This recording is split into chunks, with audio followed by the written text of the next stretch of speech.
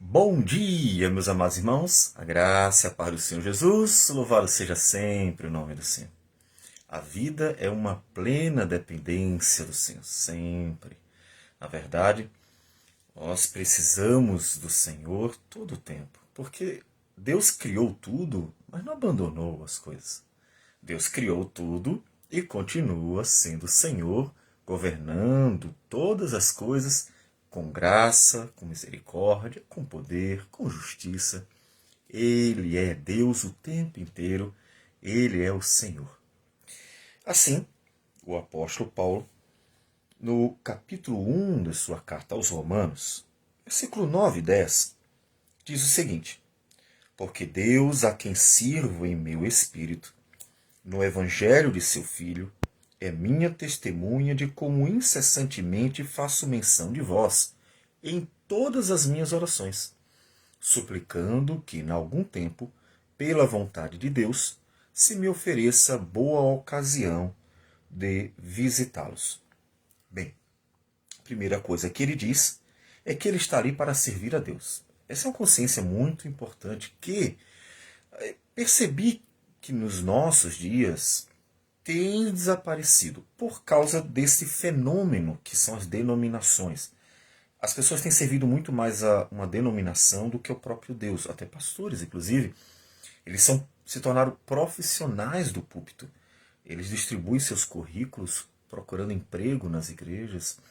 Eles estão presos como se eles estivessem ali para servir aquela denominação especificamente. E as pessoas têm vivido assim. Eu acho que isso se tornou bem evidente em nossos dias. E a gente vê isso quando os problemas aparecem, as coisas erradas aparecem e as pessoas não conseguem se libertar disso. Paulo tem uma convicção: Deus é quem eu estou servindo. É a Deus. Ou seja, o seu ministério, o apostolado, ele é um serviço a Deus. Isso, inclusive, para um pastor e para a igreja como um todo, é algo fundamental, porque traz uma direção. O que eu estou fazendo? Qual é o meu propósito?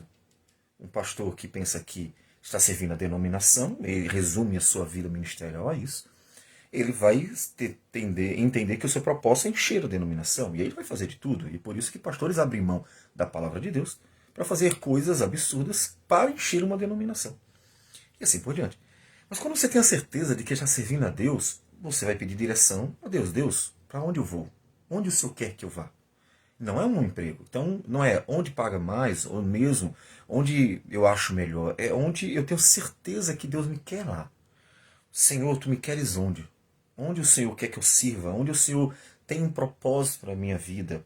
Porque se nós olharmos todos os profetas, todos os apóstolos, toda a vida dos servos de Deus que Deus chamou para realizar alguma obra, todos eles foram direcionados. Nada foi aleatório, ao bel prazer, ou uma questão profissional, em hipótese alguma. Todos eles eram Deus chama, não eles decidem. Por isso Paulo, inclusive, várias vezes deixa bem claro: foi Deus que me chamou, foi Deus que me chamou. Deus chama, e não só chama, ele diz para onde ir, né? Nós, em Atos dos Apóstolos, quando, depois de Paulo já ser apóstolo, mas já bem para frente, quando a igreja está orando, a igreja de Antioquia está orando, pedindo a direção do Senhor. E eles jejuando, diz que o Espírito Santo disse à igreja: separai-me agora, Barnabé e Saulo, para a obra a que os tenho chamado. Então, jejuando e orando e impondo sobre eles as mãos, os despediram. É diferente demais de hoje. Basicamente temos visto que é uma questão meramente profissional. Para onde é que você vai? Você vai para onde pagam, a cidade oferece conforto, ou para onde acho mais interessante, ou para onde se negocia com alguém. O ministério virou uma profissão. Por isso que em uns lugares tem de mais e outros lugares tem de menos. Porque parece que Deus não está dirigindo mais as denominações. Parece que elas foram entregues à sua própria vontade. E elas incham, incham, incham. E uma atrás da outra está se perdendo. E os problemas vão aumentar. Não precisa ser profeta para dizer isso. Só precisa observar o curso que as coisas estão tomando. Então, pastor, o que a Bíblia diz que a gente precisa fazer para não deixar isso acontecer? A Bíblia diz que a gente deve servir a Deus. O ministério do pastor tem que ser guiado por Deus.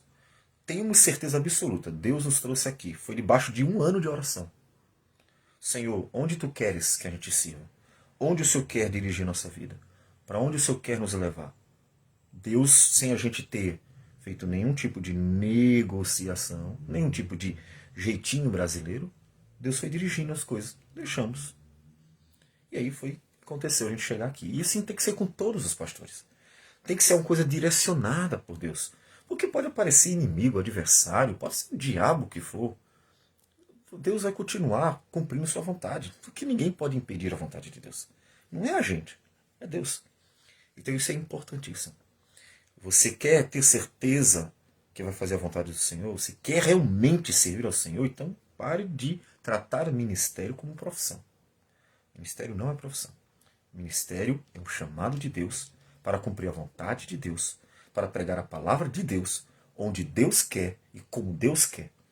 Ponto final. Se vai a igreja vai crescer, depende dele, porque quem toca nos corações, quebranta os corações, é o Espírito Santo falando pela palavra.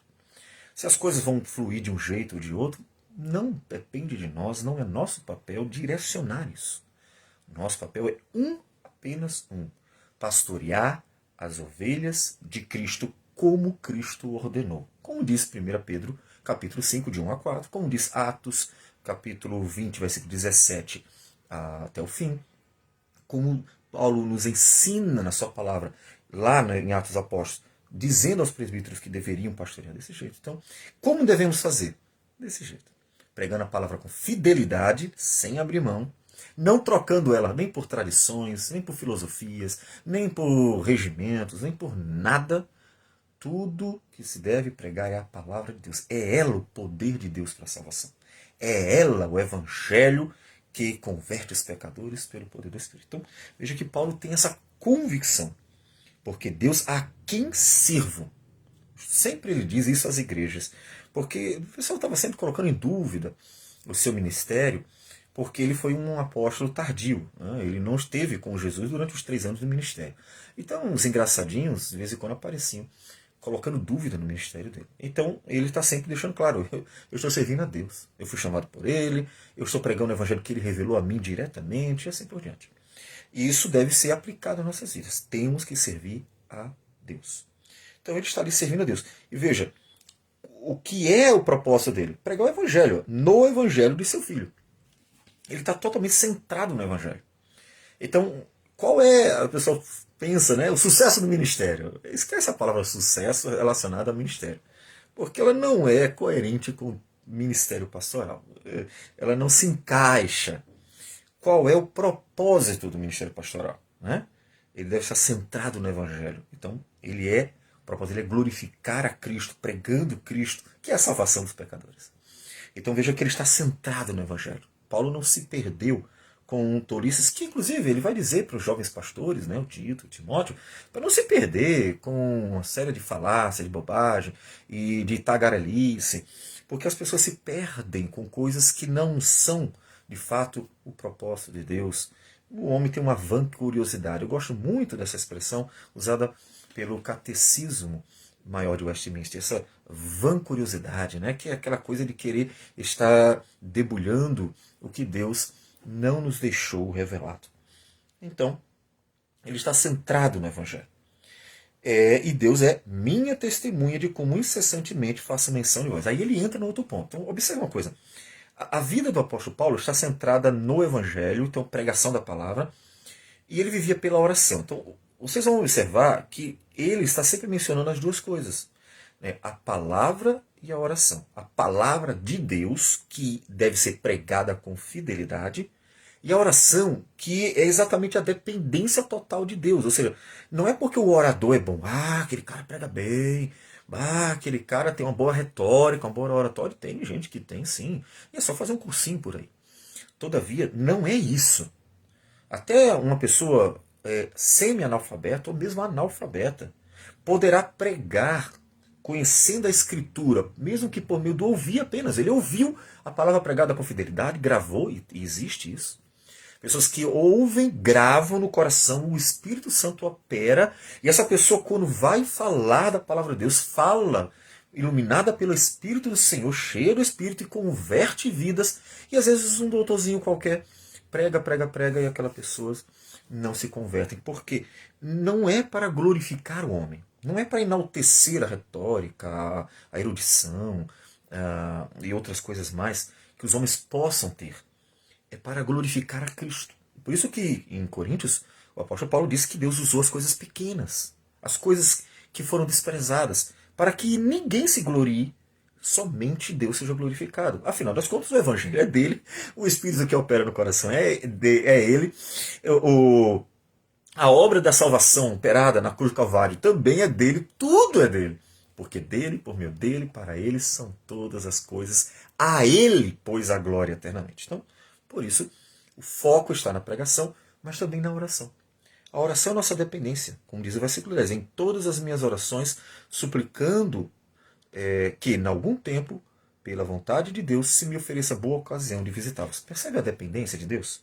Olha, eu estou orando por vocês o tempo inteiro. Então, dependência para que Deus opere a palavra, para que Ele aplique a palavra, para que haja fruto na vida deles, para que Deus seja glorificado na vida deles, para que eles não desistam, para que quando Satanás vier perturbando, quando o mundo vier perturbando, quando o pecado vier tentando, eles não desistam, eles não abandonem. Então, uma dependência completa para que a palavra que eles ouviram seja eficaz, toda vida, toda jornada deles. Então, perceba uma dependência completa.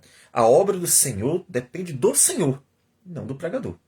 Por isso que em Coríntios ele diz que um planta, outro rega, mas é Deus que dá o crescimento. Ou seja, várias pessoas podem fazer a obra pregando o evangelho do Senhor, seja no início, seja durante, mas Deus é quem opera. Deus dá o crescimento. Deus é o autor, é o consumador e é aquele que opera eficazmente. E veja a dependência do ministério. Pela vontade de Deus, se me ofereça boa ocasião de visitá-los. Percebe? Ele diz assim, olha, eu vou, se Deus assim quiser. Então, outra vez a gente vê, no início ele diz, no versículo 9, eu sirvo a Deus. Então, ele foi chamado por Deus para fazer a vontade de Deus, não dos homens. E ele diz assim, eu quero muito ir, mas estou orando para que Deus, assim, conforme a vontade dele, me dirija. Então, observe que é uma dependência completa do apóstolo Paulo em relação ao ministério, total. Ele está centrado no Evangelho, ele prega o Evangelho e ele depende de Deus para que tudo flua. Então, quando isso é verdade na sua vida, é certo na sua vida, está muito bem pregnado na sua vida, isso dá um descanso ao coração do pastor. Porque vem os adversários, vem os inimigos, vem a perturbação, vem de tudo. O ministério pastoral sempre será perturbado. Afinal das contas, se está sendo fiel, não se espera a glória. É até estranho que a gente espere glória, fama, riquezas e outras coisas mais, quando o ministério pastoral ele é exatamente o ministério da pregação daquilo que incomoda o mundo, daquilo que perturba as pessoas, e não daquilo que massageia o ego e que faz as pessoas se sentirem bem. Né? Então, portanto, é muito estranho pensar ministério associado a fama, glória, riqueza e assim por diante. Toda a Escritura mostra os profetas sendo perseguidos e mortos, se não o oposto. Então, a palavra de Deus é o conteúdo. E a dependência de Deus é o que faz com que a gente tenha certeza de que nós vamos continuar até o dia que Deus quiser. Então, Deus coloca, Deus que tira, é Deus que conduz, é Deus que diz onde, diz como. Isso faz com que a gente tenha paz. E é uma paz que muitos estão perdendo, deixando de ter, porque deixaram o ministério bíblico e começaram uma profissionalização do ministério. E perdem a paz, porque se as coisas não estão bem, então eles culpam a si mesmos e começam a inventar novidade para ver se começa as coisas aparentemente dar certo, né? Por causa dessa ideia de sucesso, profissionalização.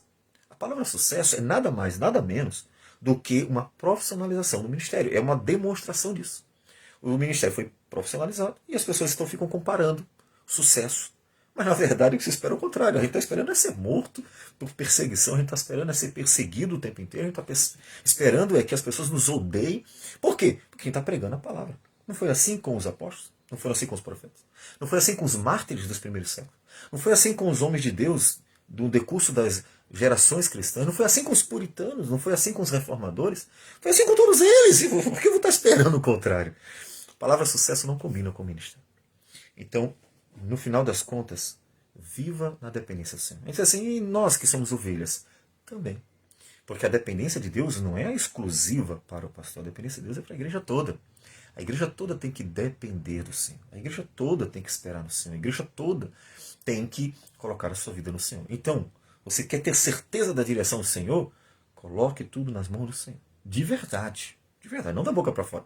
Muitas coisas são pregadas da boca para fora. Soberania, dependência. A gente viu que na prática não funciona, não é real. As pessoas falam, mas não fazem, não vivem. Então dependa de Deus. Totalmente.